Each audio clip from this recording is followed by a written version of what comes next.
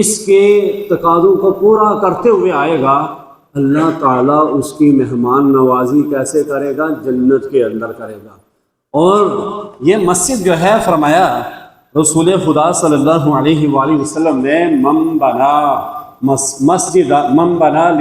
مسجدا بنا اللہ بیتا بنا اللہ لہ بیتا فی الجنہ،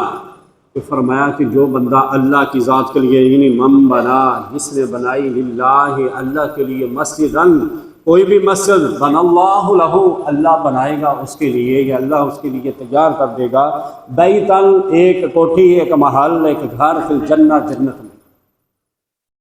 یعنی جنت میں گھر بنائے گا۔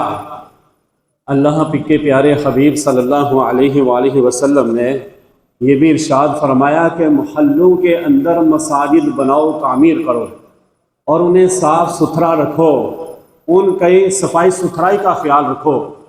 اور پھر جو ہے آباد بھی کرنا ہوتا ہے، آباد کرنا، آباد کاری، اس کے لیے ہمیں 5 وقت اس مسجد کا رخ کرنا چاہیے۔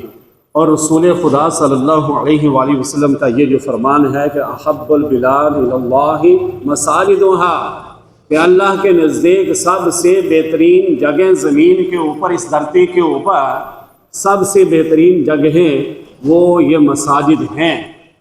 اور مساجد کو یعنی اللہ نے پسند کیا ہے، پھر ظاہر ہے رسول اللہ صلی اللہ علیہ وآلہ وسلم کو بھی پسند ہے، ظاہر ہے صحابہ کو بھی، اہل بیت کو بھی، اولیاء کرام کو بھی، مشایخ عظام کو بھی، سب کو یہ پسند ہے، پاکیزہ جگہیں ہیں، پیاری جگہیں ہیں۔